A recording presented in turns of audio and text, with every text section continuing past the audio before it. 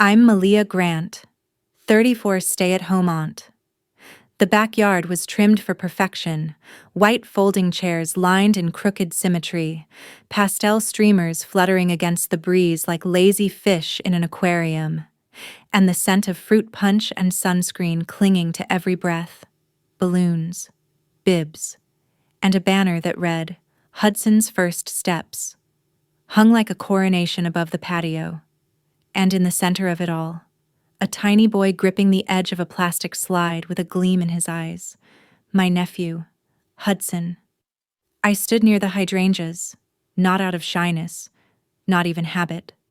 They'd put me there, away from the camera, behind the guests, beside the gift table like I was one of the extras in a scene where everyone else had lines. My name wasn't on the hand-drawn schedule taped to the glass door. I wasn't in the group texts anymore. No one asked me to help organize or speak. Just one text the day before.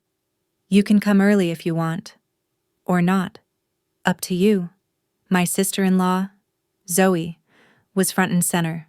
She wore a lemon-yellow dress with matching heels too high for the backyard gravel. She looked like a mother in a magazine ad calculated ease. And my brother, Darren, was in full dad mode sunglasses, white polo, and the video guy for the day. He had his phone ready like he was filming the moon landing. I had a granola bar in my purse I wasn't hungry for and a smile that didn't reach my ears. I walked toward the cooler to get a bottle of water, but a teenage cousin intercepted me. Aunt Zoe said not to open that one. It's just for parents. I paused, hand hovering over the lid. Just water. She gave a shrug and turned away, clicking her tongue to a baby on her hip. I let my hand drop. Right.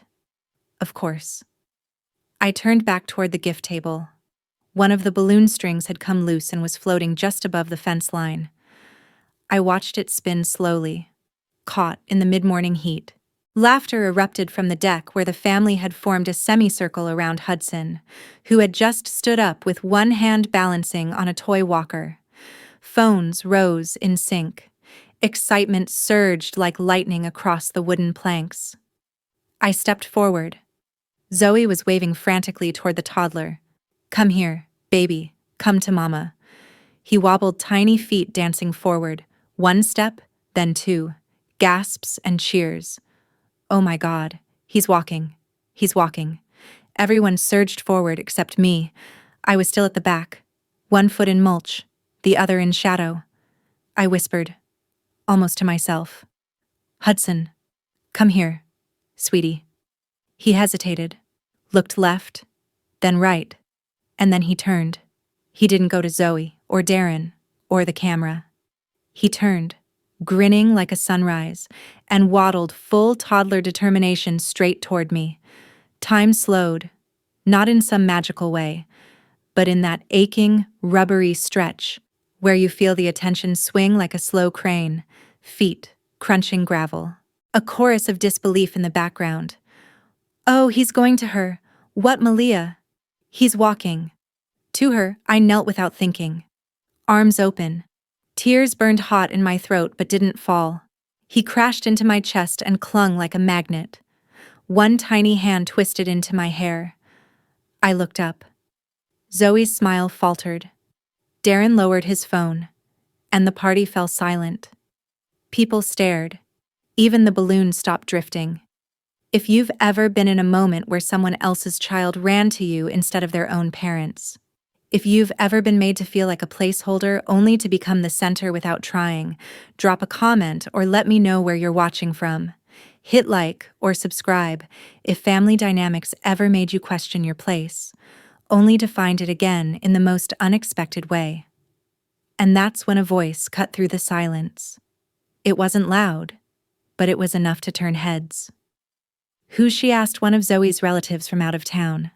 Darren answered, his voice tight. That's my sister. A pause. The woman nodded slowly, then added with a smirk. Looks like Hudson just made his choice. The words landed like a dropped plate. Shattered air. Zoe didn't speak. Her mouth moved tight, controlled, but no words came. Hudson let out a giggle, resting his head on my shoulder. And for the first time that day, all eyes were on me, not with pity, not with confusion, but with silence and weight. Like they had just realized something they'd spent too long ignoring. I looked up at Darren. He blinked, lowered his phone. No more filming, no more directing, just watching. The moment held fragile, trembling before the sound of the wind chimes finally filled the air again. I didn't move. Neither did Hudson, but the silence had already said enough. When Hudson finally dozed off in my arms, someone cleared their throat. It was a delicate sound, the kind you make when you're trying to break tension without breaking glass. I turned slowly, expecting someone to reclaim him, but no one stepped forward. Zoe had vanished inside the house. Darren lingered on the edge of the patio, talking to a relative, pretending not to look my way. I stayed near the gift table, swaying slightly with Hudson's weight as he breathed against my collarbone. The way his fingers curled around the fabric of my cardigan, it wasn't a grab for support. It was possession. A child's innocent declaration. You are safe. You are mine. Aunt Merrill, one of the older relatives, finally approached. She didn't look me in the eye at first. He must feel something, she said quietly. Babies do. They just know. I nodded, unable to speak, because if I did, it might have come out in tears. She patted my arm and walked off with a paper plate of cake, her lipsticked smile already returning for the rest of the party. It took another 10 minutes before Darren came near. Even then, he didn't say anything at first, just stood beside me, looking out over the lawn where Hudson's little walker lay tipped over in the grass. He exhaled through his nose like he was about to say something meaningful. I waited. You caught him, he finally muttered. He came to me. I replied. My voice was steady, not proud, just truthful. Darren ran a hand over the back of his neck. Zoe's. A little upset. I gathered. She thought his first steps would be, to her. We had a whole plan for the video. She was gonna kneel and whatever. I didn't answer. He finally looked at me, and in his eyes was something like shame, or maybe just discomfort dressed as guilt. You should have let him go to her, he said. It took everything in me not to laugh bitterly, hollowly. He's not a trained dog. Darren, I didn't mean. Yes. You did. We stood in silence again. The breeze lifted the corner of a tablecloth and sent plastic forks clattering to the ground. You're barely around anymore, he said, quieter now. It confused her. It confuses us. I stared at him. Because I don't post about him every week, or because I stopped volunteering to babysit when you needed date nights. He didn't answer. I adjusted Hudson in my arms. I'm not your nanny. I'm his aunt. But that didn't mean I was disposable. He flinched a little, as if I'd struck something beneath his ribs. I'm not mad, I added, softer this time. I'm just done begging to be seen. That's when he noticed the drawing pinned under one of the balloon weights on the gift table. A crayon sketch, obviously done by Hudson during one of our weekends together. He must have left it in my purse last month. I had placed it down on the table earlier, thinking someone might smile at it. In thick, bright scribbles, he'd drawn a figure with long brown hair me, and a smaller blob him, holding hands. Underneath, his blocky attempt at spelling Malia. Darren stared at it, and something shifted in his expression. Not regret, not apology, just recognition. He walked away without another word. Later that afternoon, once the crowd had thinned and the cake had melted into sticky crumbs, I laid Hudson gently into the playpen set up on the grass. He stirred, whimpered softly, then turned over and kept sleeping. I stood up slowly, my knees aching from crouching so long, My back was stiff. My arms still carried his warmth. I should have left then, but I didn't. Not yet. I drifted back toward the hydrangeas where I'd started the day. I liked being there. Not hidden. Just apart. Separate enough to observe but close enough to feel. The blooms brushed against my hand, cool and dewy. Like they remembered the version of me who used to help Mom with the garden. That's when Zoe came out. Her face was composed again, painted back into place. Her lipstick had been reapplied. Not a smudge on her heels. She walked like a hostess. Straight spine. Perfect control. She saw me and didn't falter. Came straight over. I didn't move. She stopped a few feet away and crossed her arms. I'm not mad that he walked to you. I said nothing. I'm just surprised. Still, I didn't speak. She glanced toward the playpen. I thought we were building something. Him and me. You are, I said simply. She looked back at me. Then why you? I smiled, but it didn't reach my eyes, because I never asked him to choose. Her mouth opened slightly, then closed again. She looked like she wanted to say something profound, but nothing came. You love him, I added, to soften the space between us. I know that, but sometimes love looks like control when we're afraid. She exhaled, deeply. Do you think he loves you more? No. I turned to face her fully now, but maybe, in that moment, he loved me without being asked to. She nodded. Once. Just once. Her eyes shimmered briefly, then she looked away before any vulnerability could escape. Well, thanks for coming. Thanks for letting me. A beat passed. She turned to leave, but then paused. We're going to the lake house next weekend. You should come. I raised an eyebrow. I mean it, she said. Hudson would want you there? I nodded, uncertain if it was an olive branch or a rope. I'll think about it. She walked away, and I was left with the scent of crushed grass and a strange lightness I hadn't felt in years. Later, as I gathered my things, one of Zoe's friends passed by, holding her toddler on her hip. Hudson really adores you, she said gently. That was special. Yeah, I replied, slinging my bag over my shoulder. It was. As I stepped off the patio and onto the gravel path that led to my car, I heard the faint chime of laughter behind me, Hudson's, crisp and clear. I didn't turn back, because I didn't need to. The drive home was quiet. No music, no podcasts. Just the hum of tires on asphalt and the steady rhythm of my breath, like I was trying to remember what my own life sounded like outside of other people's needs. The suburbs faded into stretches of farmland and rust-colored trees. I opened the window just enough to let in the wind. Let something out. At a red light. I looked down at the crayon drawing still sitting in the passenger seat. Hudson's version of me was wonky. Missing fingers, with hair that stuck out like lightning bolts. But the little stick figure boy had both arms reaching for me. I traced his name with my fingertip. My apartment was small, but warm. 2 rooms and a kitchen that smelled like chamomile tea and old books. I dropped my keys in the bowl by the door, kicked off my shoes, and sat down on the couch still wearing my jacket. I didn't cry, I didn't smile. I just sat there. And then my phone buzzed. Darren, thanks again for being there today. I stared at the message.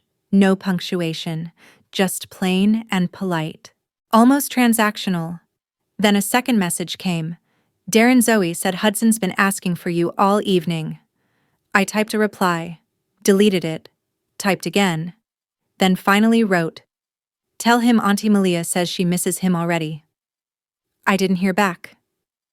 The next day was Sunday. I spent most of it in silence. Read part of a novel I'd been trying to finish for months. Did laundry. took a long walk through the neighborhood where kids rode scooters past my ankles and dogs barked through picket fences. I passed a mother kneeling on the sidewalk, tying her son's shoe. Her hair was pulled back in a messy bun, and the boy had chocolate smeared across his face. He giggled as she wiped it off with her sleeve. She looked tired, happy, not performative, just present. And for a fleeting second, I thought of what my life might have looked like if things had turned out differently. His name would have been Jonah. That was the name we'd chosen, me and Paul, years ago. But I never held Jonah. He never took a first step. And that silence, the one that falls between what could have been and what will never be, has never quite left me. It's why, when Hudson was born, I poured every quiet corner of myself into loving him. Not to replace what I lost, just to hold something again. I went home and pulled a shoebox from the top of my closet. Inside were ultrasound prints, a hospital bracelet, and a letter I never gave to Paul. He left 2 weeks after the miscarriage. No goodbye. Just absence. I unfolded the letter and read the first line again. I don't blame you. I just wish you would have stayed while I broke. I didn't finish it.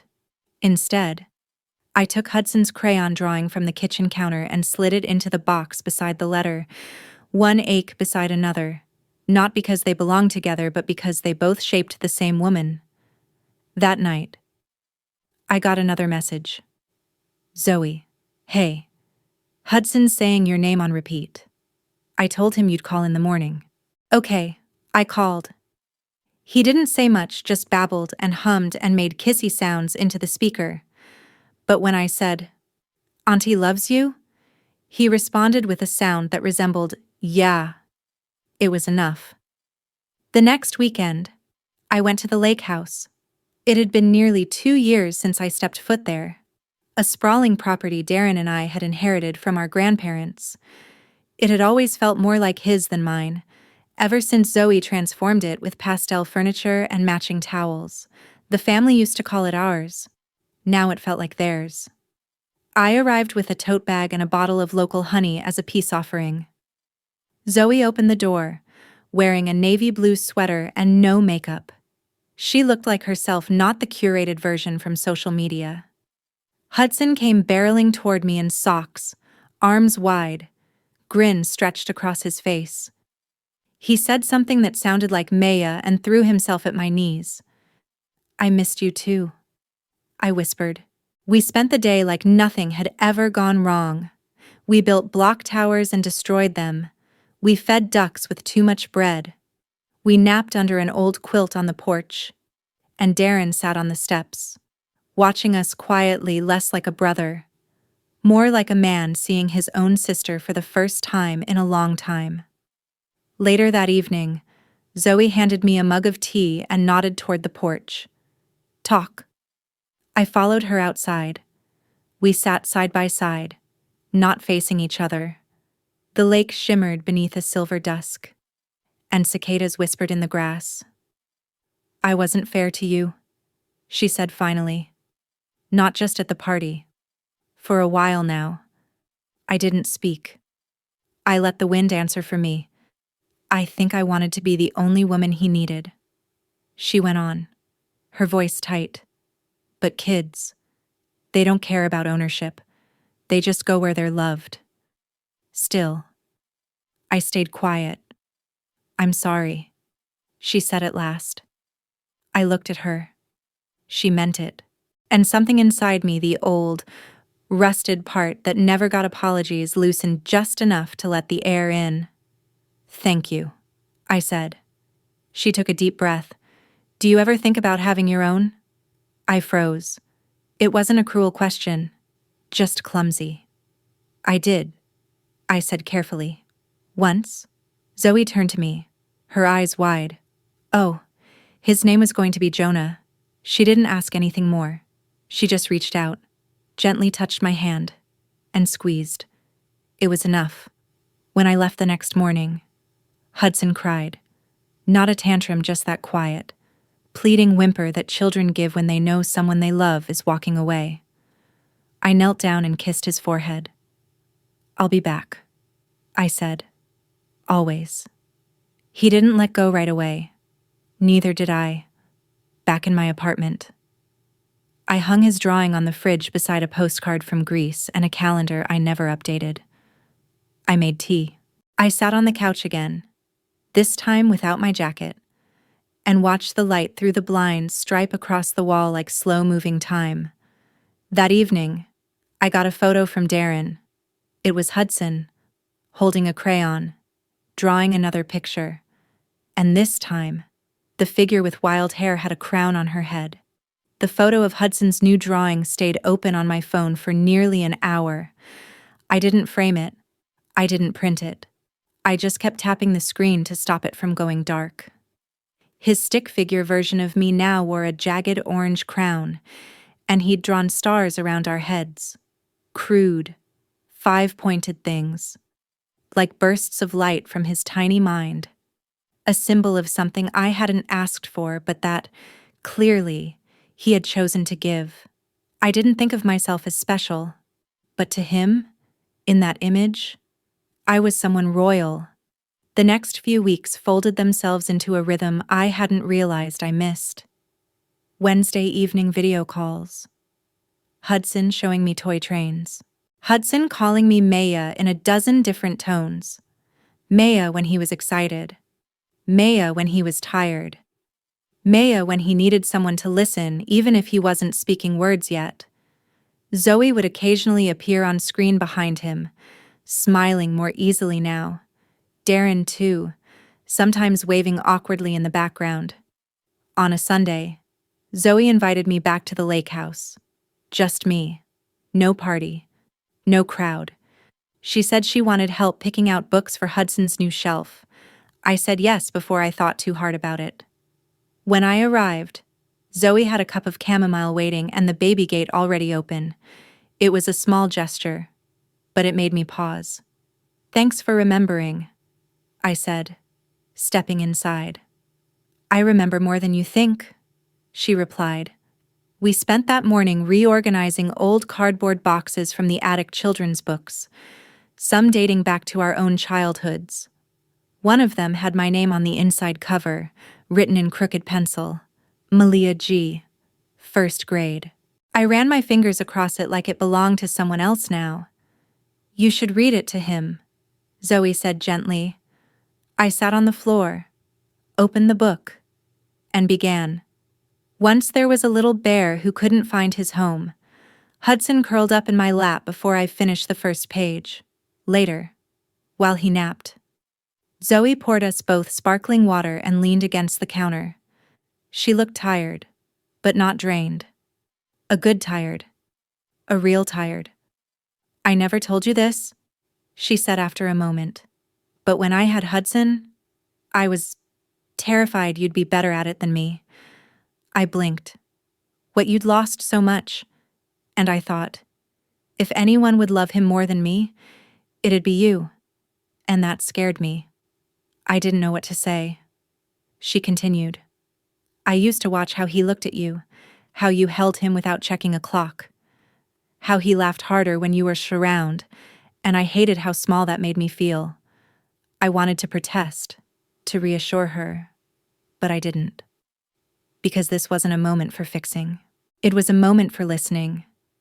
She looked down at her glass. I didn't know how to share him without feeling like I was giving something up. "But love isn't subtraction," I said softly. "It's multiplication." She looked up, eyes shimmering again. "You're right," she whispered. That night, I stayed over. Not because I planned to, but because Hudson begged me with sleepy eyes and sticky fingers. We laid on the floor in the living room, surrounded by pillows, as Zoe and Darren retreated upstairs. The soft glow of a nightlight cast shifting shapes on the ceiling. Hudson rolled into me, half asleep, one hand resting on my collarbone. He whispered, "You stay." I kissed his forehead. "I'm not going anywhere." Hours passed, or maybe just minutes. I didn't sleep much. My mind drifted to Jonah again, not with sorrow this time, but with something quieter. A thread connecting him to this moment. Not a replacement. Not even a shadow. Just a gentle echo. I woke to the sound of laughter. Hudson's sharp, pure, early morning joy.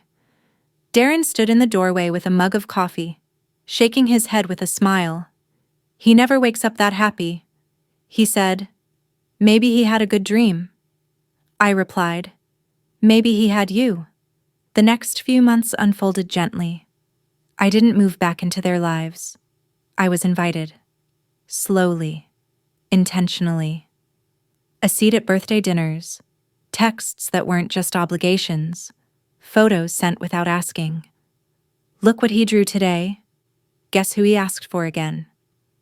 You're not going to believe this video. And then came the invitation that made me hesitate. Hudson's preschool had a family day. Each child could bring one guest who wasn't a parent. Someone who mattered. A special grown-up, they called it. Zoe called me to ask. He chose you, she said. I felt the weight of those words in my throat. I'd been chosen, not by proximity, not by duty, but by a 3-year-old heart that knew where it was safe. The day of the event, I wore a soft green dress and brought a book to read aloud. Hudson clung to my hand as we walked through the classroom construction paper crafts hanging from the ceiling. Little chairs too small for adult bodies, glitter in every crevice of the floor. Some parents stared, some whispered. One little girl pointed. Is that your Grandma Hudson? Without pause. Shouted. No, that's Maya. She's mine. And the room fell into that same hush I'd felt at the backyard party months ago. But this time, it wasn't awkward. It was reverent. His teacher smiled. We've heard a lot about you. I laughed. All good things? I hope. Always, she said. I sat on a carpet square, opened the book, and began to read. And as I read, Hudson rested his chin on my knee, eyes wide, the room melting away around us. Afterwards, Zoe found me outside the school. You looked like you belonged in there, she said. I smiled. I did. I think I was scared of losing my place, she admitted. You never lost it, I said. You just didn't know there was enough space for both of us. We stood there in silence, a spring breeze brushing against our cheeks. Zoe reached into her purse, pulled something out, and placed it in my hand. It was a new drawing. Me and Hudson again. But this time, all 3 of us were there. Me, Hudson, and Zoe, all holding hands. Above our heads were crowns. 3. Matching. I think he gets it better than we do, she said. I held the picture carefully, like a living thing. And for the first time in years, I didn't feel like I had to earn my place. I had it, because he gave it to me. A week later, I came home to a package leaning against my apartment door. No return address. Just a small square box, taped gently, with my name handwritten across the top in Hudson's unmistakable chicken scratch lettering. Every letter slanted in a different direction, each one trying its best to stand upright like toy soldiers. Inside was a picture frame, simple, wooden, painted blue. Inside it, the 3 of us, drawn again, this time with sun rays. And underneath, written in blocky adult handwriting, thank you for being his son when we forgot to look up. It wasn't signed, but I knew it was Zoe. Only she would write something so precise and vulnerable in the same breath. I sat on the edge of my bed for a long time just holding it. My hands didn't shake, but my chest did. That invisible kind of trembling, the kind that doesn't show up unless you're completely alone. I thought about where to put it: the kitchen, the hallway, beside my bed. I chose the fridge, not because it matched the other things, but because it was the first place I always looked when I came home. Like most people, I opened the fridge for answers: what to eat, what to cook, what was still fresh. Now, it held something else. A quiet reminder of what was still growing. Later that evening, I got a call from my mom. She hadn't been at the birthday party. Hadn't really asked about it afterward either. "I heard you made a bit of a scene," she said, half laughing. "Depends who you ask," I replied. She paused. "Zoe called me?" That made me sit up straighter. "She did. She said you've been good for Hudson?" She said she's sorry for the way things went before. I waited for what came next. My mom sighed. The kind of sigh that belonged to women who had carried too many birthdays in their bones. "I think I didn't know how to love all my children at the same time," she said. "Not well. And I'm sorry too." I said nothing for a moment. Then he walked to me. "Mom." "I know." Silence. "Do you remember?" I asked. "When I lost the baby? And you told me it was probably for the best because I wasn't ready." She didn't answer right away. "Yes," she whispered. "I carried that for a long time." "I know," she said again. This time, her voice cracked. "There are things daughters wait their entire lives to hear. Not validation, not praise, just recognition. An acknowledgement that the pain was real, that it wasn't imagined or exaggerated or dismissed as oversensitivity." "I'm proud of you, Malia," she said quietly. Even when I wasn't good at saying it, I didn't cry, but something inside me finally sat down. The next time I saw Hudson, it was a Saturday at the farmer's market. Zoe had texted that morning. "He's been asking to see the market where you got the honey." He remembered. Of course he did. We met by the bread stall. He came running, arms wide, and I scooped him up mid-sprint. He smelled like cinnamon and sunscreen. His fingers were sticky from the jam samples he'd been stealing when no one was looking. Zoe held 2 bags in one hand, sunglasses pushed to the top of her head. "He's yours for an hour. I'm going to pretend I'm invisible." I laughed. "Deal." We wandered from stall to stall. He pointed at tomatoes like they were gold, tried to name every dog we passed, and eventually dragged me toward the fountain in the middle of the square. "Throw a wish," he asked, eyes big. I handed him a coin. "Only if you don't tell me what it is." He nodded solemnly and flung it into the water with both hands. I tossed one too. We didn't speak for a minute. Then he looked up at me and whispered, "I wished you'd never leave." And there it was, so simple, so crushing. "I'm not going anywhere," I said, brushing a curl from his forehead. "Even if I'm not always here, I'm never gone." He smiled, clearly satisfied, then ran off to chase a pigeon that did not want to be his friend. On the way back, Zoe handed me a small canvas bag. "It's for you," she said. Inside was a book, one of those children's stories where a fox or a bear learns how to love someone from afar. "I read it last night," she said, "and I thought, maybe we're all just figuring this out as we go." I nodded. "I know I didn't make it easy," she added. "You weren't supposed to," I said. She looked confused. I continued. "Being a mother is messy. So is being an aunt. Or a daughter. We're not meant to do it clean." Zoe looked away, blinking quickly. "Still, I should have said thank you sooner. You just did." That evening, I sat in my apartment with the windows open. The city hum filled the room like white noise. I opened the book Zoe had given me and read the first few pages. It was simple. Maybe too simple. But I read the whole thing. Then I folded it shut, placed it on the shelf beside the photo frame, and turned off the lamp. In the quiet, I thought about how many people loved Hudson and how different that love looked in each of us. Zoe's love fierce, direct, desperate to be enough.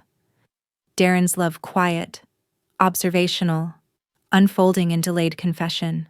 My love rooted in loss, blooming in silence, soft as water but steady as earth. It wasn't about being better. It was about being there, not in the photo albums or the party planning chats, but in the ways he'd never forget. In the way he turned when he heard my voice. In the way his drawings always had me beside him. In the way he said Maya like a spell that fixed things. And maybe I was learning to believe I belonged there, too. The first time Hudson stayed over at my place, he brought a tiny suitcase shaped like a tiger. It was Zoe's idea. Not a last-minute favor or a desperate call for help. Just an invitation. He wants to see your house, she'd said. He keeps asking what it smells like. I had laughed at that, but I also vacuumed twice, scrubbed the bathroom tiles, rearranged my throw pillows, and put all the breakables on top shelves. I'd never baby-proofed my apartment before. I didn't even know how, so I did it with instinct. I cleared floor space. I laid down blankets. I stocked the fridge with the snacks I remembered he liked: cheddar crackers shaped like fish, small cartons of vanilla milk, strawberries I cut into hearts. When they arrived, he ran straight in like he belonged there. "This your room?" he asked, dropping the tiger suitcase by the couch. "It is," I said. "And this weekend, it's your room too." He made a big show of opening drawers, poking his head under the bed, peeking into the laundry basket. "Where's your toys?" I crouched beside him. "I don't have many, but I do have crayons and stickers and one bear who gets lonely." He nodded solemnly. "I'll be his friend." That night, we ate grilled cheese on the floor while watching a cartoon about singing vegetables. I didn't understand half of it. Hudson laughed like it was the greatest thing he'd ever seen. He leaned against me with crumbs stuck to his lips, holding a stuffed dinosaur in one hand and the corner of my shirt in the other. "You comfy?" I asked.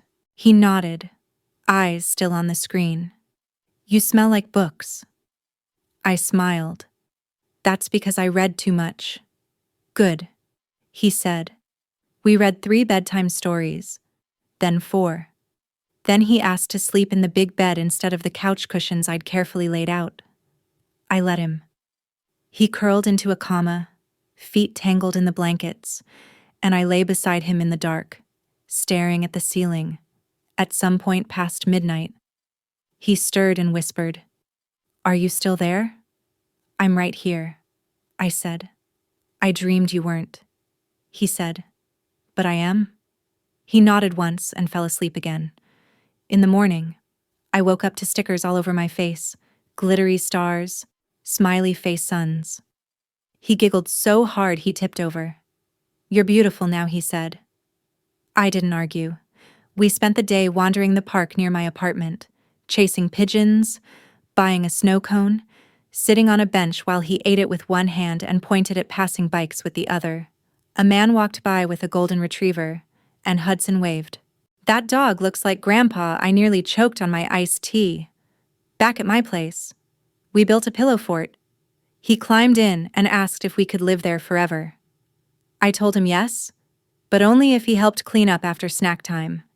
He said, "Deal," and promptly fell asleep inside the fort 5 minutes later, drooling onto a paperback novel I'd left open. When Zoe came to pick him up the next morning, he cried. Not loud, not tantrum. Just that soft, choked sob of a child trying not to show how much they want to stay. He clung to my shirt, pressing his face against my side. "You can come again," I said, kneeling. This wasn't the only time. He nodded, still weeping silently. Zoe waited at the door, giving us space. "Love you, Maya," he whispered. My throat closed. I hugged him tighter. "Love you more, little tiger." When they left, the silence in the apartment felt heavier than usual. Not bad, not lonely, just noticeable. Like a footprint in snow that doesn't melt right away. That evening, I found one of his socks under the couch. It was blue with tiny rockets. I held it in my hand for a long time before putting it in the drawer where I kept things that stayed behind. A few days later, Zoe texted me again. Would you ever want to do a joint birthday party this year? For you and him? My birthday was in September. His was in October. I didn't even remember ever having a proper birthday party as an adult. My celebrations were usually low-key takeout. A candle. Sometimes wine. No guests. Sometimes even no calls. I stared at the message, blinking. Then I typed back, "Only if there's cake." She replied with a picture of Hudson holding up 2 fingers. "Double the cake," she wrote. He says it's a rule. The party was held at the same lake house, but it was different this time. Smaller crowd. No streamers, just blankets on the lawn, picnic baskets, a few homemade banners. Zoe handed me a cupcake with my name spelled wrong in icing. "Hudson wrote it," she said. I told him he forgot an A, and he said, "She knows who she is." I laughed, almost choked again. At the party, Hudson introduced me to every guest. "This is Maya," he'd say proudly, tugging their sleeve. "She's the sun." They'd smile, amused. But to me, it felt holy. After everyone left, Zoe handed me a tiny envelope. Inside was a card drawn in crayon. It said, "Thank you for being my always," and had a stick figure of me with a balloon in one hand and a small child in the other. I looked at Zoe. She didn't say anything, just nodded, eyes full. That night, Darren sat beside me on the deck. "You know," he said, "I think Hudson taught us how to love you." I turned to him, surprised. He doesn't care about history or grudges or whatever weird lines we drew between each other. He just saw you, and we had to catch up. I smiled. "That's the thing about kids," I said. "They don't wait for permission to love someone." He raised his drink. "To Hudson, the best teacher we didn't deserve." We clinked glasses. The stars came out one by one, slow and soft. Hudson slept inside, curled in the big bed again, this time with a crown sticker on his forehead. I checked on him before I left, kissed his hand where it peeked from the blanket. "I'll see you soon," I whispered. He didn't stir, but his little hand curled around mine for a second like he heard it in his dream. I wasn't expecting to be listed as an emergency contact. The call came on a Thursday afternoon, just past 3, while I was in line at the post office. The woman on the other end said, "Is this Malia Grant? We have Hudson here. He had a minor fall during playtime. Nothing serious. But his mom couldn't be reached. And you're next on the list." I blinked, holding a manila envelope in one hand, the phone in the other. "Yes. I'll be there in 15 minutes. It took me 11. When I arrived at the preschool, Hudson was sitting on a little bench in the nurse's room with a red popsicle in one hand and a Batman Band-Aid on his chin. He looked up the moment I walked in. "Maya," he shouted, leaping off the bench before the nurse could stop him. I caught him mid-jump. "Hey there, hero. Heard you had an adventure." He grinned. "I flew too fast on the trike." The nurse gave me a kind smile. "He's all right. Just a scrape." We tried to reach Zoe, then Darren. No answer. So I nodded. "I'm glad you called." They handed me a small form to sign. As I filled it out, I saw it my name on the line that read, "Secondary Emergency Contact." I paused, pen hovering. That was new. That meant someone had put me there, intentionally, outside. We sat on the edge of the sidewalk under a tree with yellowing leaves. "You okay?" But I asked. He swung his legs. "I'm tough, like Captain America." "You're braver." He thought about that for a second, then nodded solemnly. "Yeah, I think so." I took him to the corner bakery and let him choose a cookie. He picked one shaped like a star. "For you," he said, handing me the first bite. I broke it in half and gave the bigger piece back to him. "Let's split it." Later. Zoe called. breathless. I'm so sorry I was in a dead zone. Darren was in a meeting. They said you picked him up. I did. I said, we got a cookie. She was quiet for a moment. Then, thank you. For being that person. That person. It echoed. Not just the aunt. Not someone he loves. But that person, the one you call when everything else falls through. The one you trust when you're afraid. That night. I sat on my balcony, wrapped in a soft throw blanket, sipping tea. The city lights blinked like slow heartbeats. I thought about all the things I had never asked for but somehow became caretaker, confidant, comforter, constant. And not once did Hudson ask me to earn it. A week later, I was with Zoe at a consignment shop when she pulled out a tiny pair of boots, dark brown, rubber-soled, worn in just the right way. These look like Hudson, she said. I held them up. He's growing so fast. He's outgrowing me, she murmured. I looked at her. That's not true. She sighed. Sometimes I wonder if he runs to you because he sees something I don't know how to give him. I was quiet. She turned to me. Do you ever think, if you had stayed with Paul? If Jonah? I do think about it. I interrupted gently. But not in the way you think. She blinked. I don't compare. Not anymore. I used to. I used to wonder what kind of mother I would have been, if I would have known how to do it right. But now I just love what's in front of me.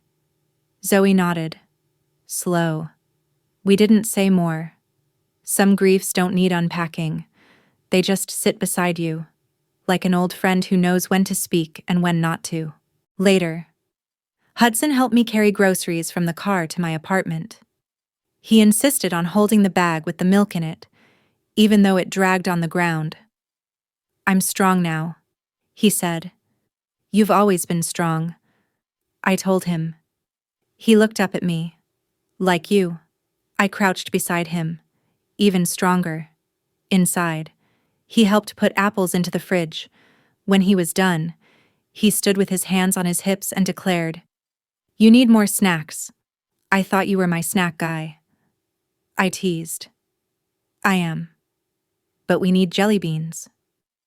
I laughed and added it to the list.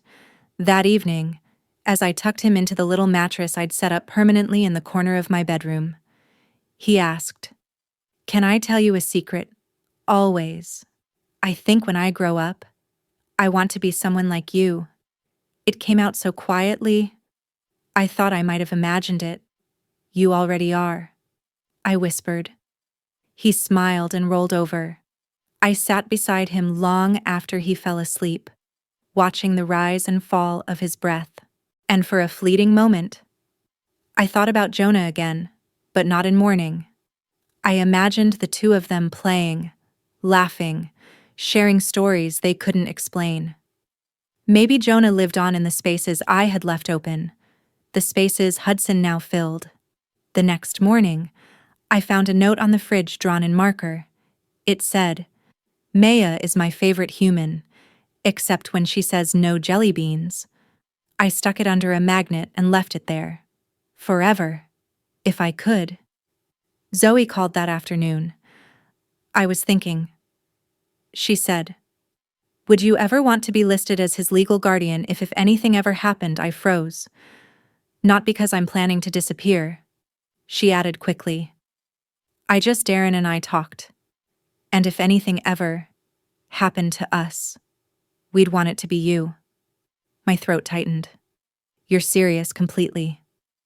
There was a long silence between us. I don't know what to say, I whispered. Say yes, she said, because he already chose you. I looked out the window. The street was quiet. A leaf floated down like a blessing. Yes, I said. Of course. She exhaled, like she'd been holding her breath the whole time. Thank you, she whispered. No, I said, smiling. Thank you for seeing what was already there. That night. I lit a candle beside the photo on my fridge, the one with our stick figure family. The wax melted slow, steady, like time itself. I wasn't his mother, but I was something real, something that couldn't be named in blood or biology or titles, something chosen, and sometimes that was everything. The day Hudson called me home caught me off guard. We were at the end of a long weekend. I'd taken him to the zoo. We'd made pancakes in shapes that didn't hold their form, and we'd built a spaceship out of cardboard boxes that now took up most of my living room.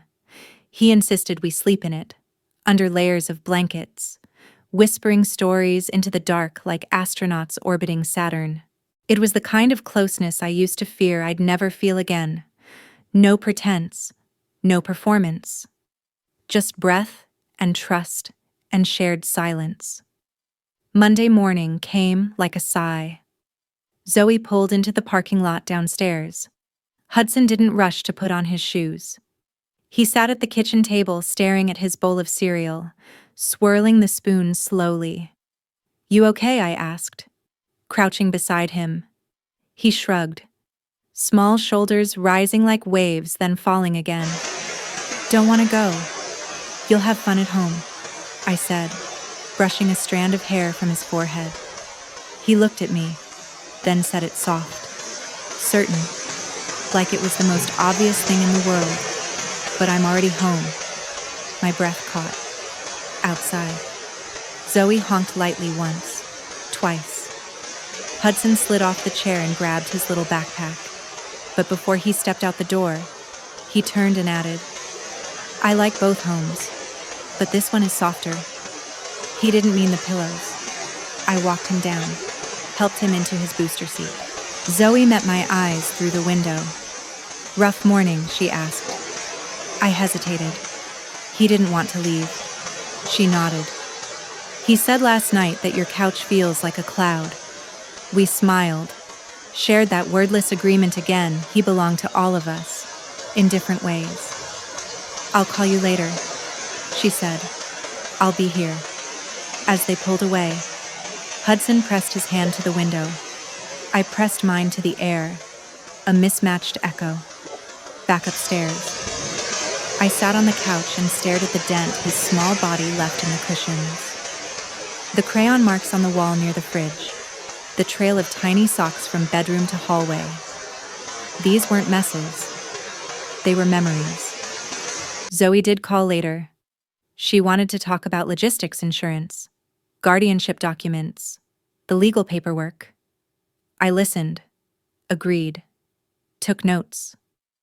It felt surreal. Like I was stepping into a room I'd been peeking into for years, now finally being invited to sit down.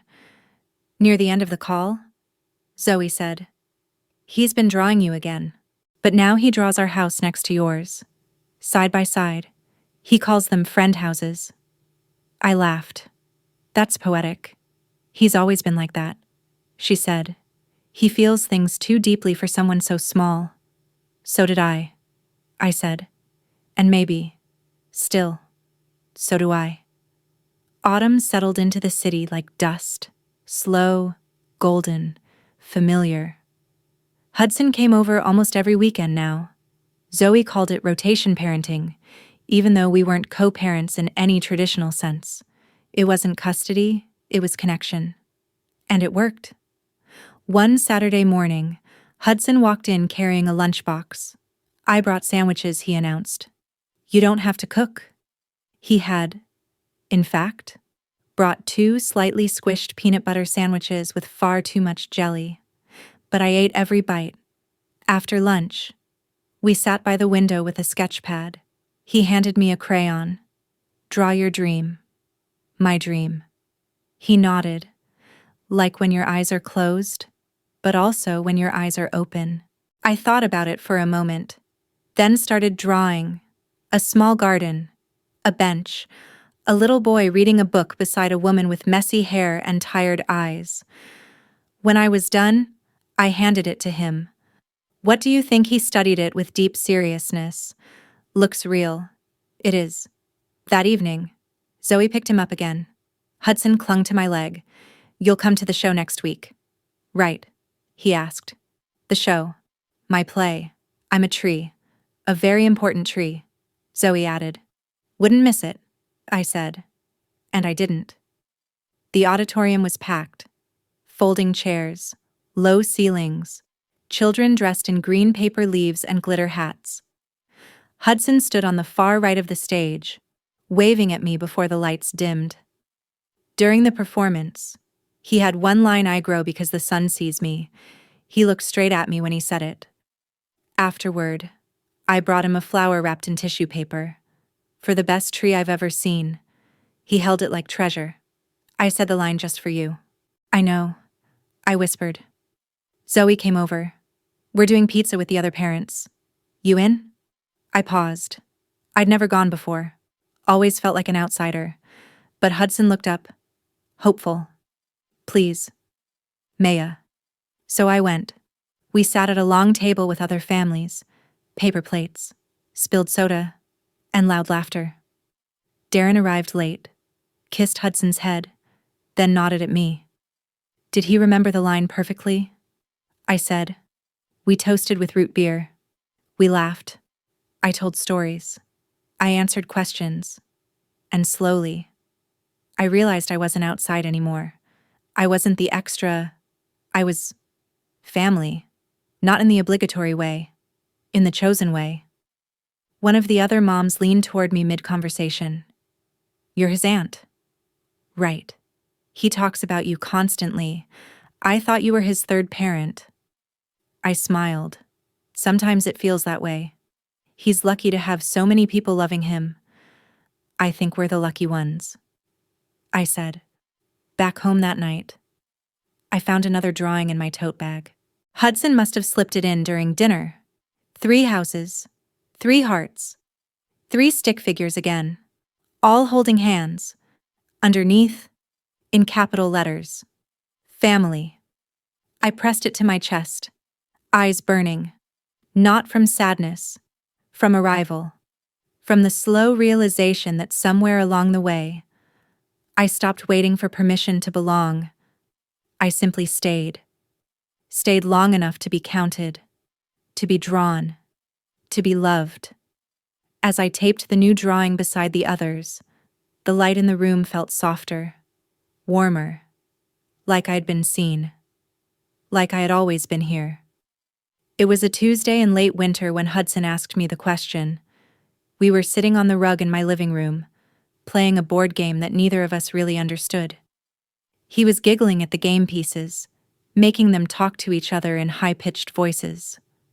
I was sipping lukewarm tea, watching him, half-focused, half-lost in the way his face scrunched when he concentrated.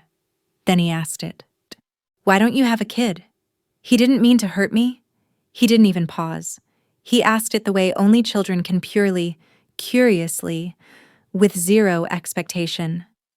I blinked, fingers tightening on a plastic pawn.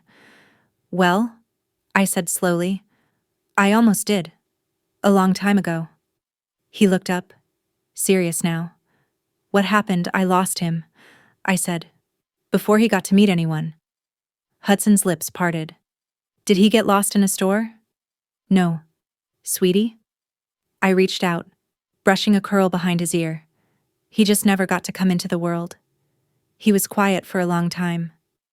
Then he reached for my hand and placed it against his chest. You can still have me. That's when the tears came.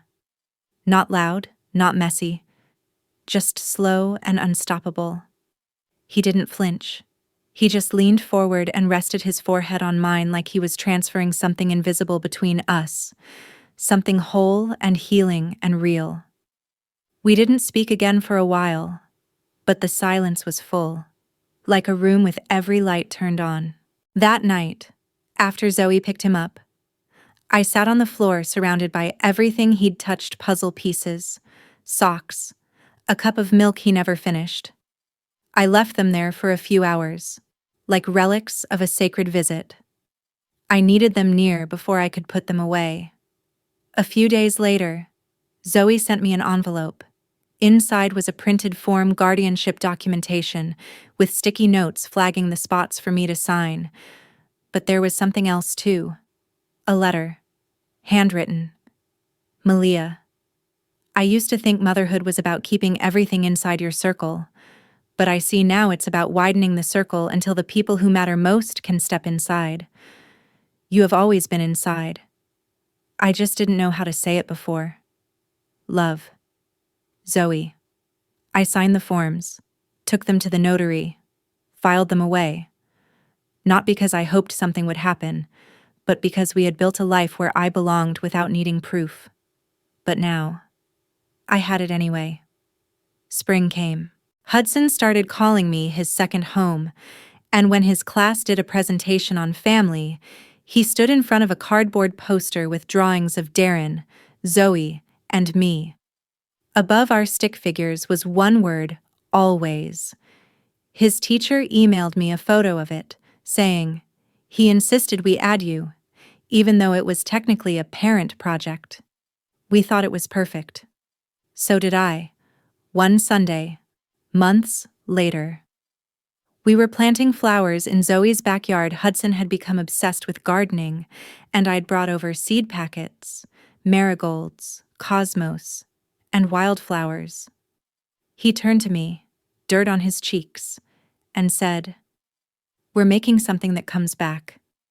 "What do you mean?" I asked. He scooped a clump of soil into the hole. "Flowers die, but if we take care, they grow again."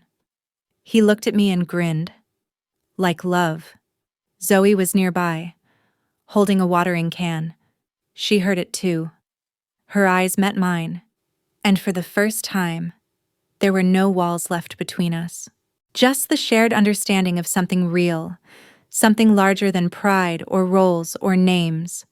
That night, I sat on my couch, surrounded by quiet, the drawings on the fridge, the socks in the laundry, the tiny clay sculpture he made of us, still drying on the windowsill. I used to think I had to disappear to make space for others, but now I understood I didn't have to shrink.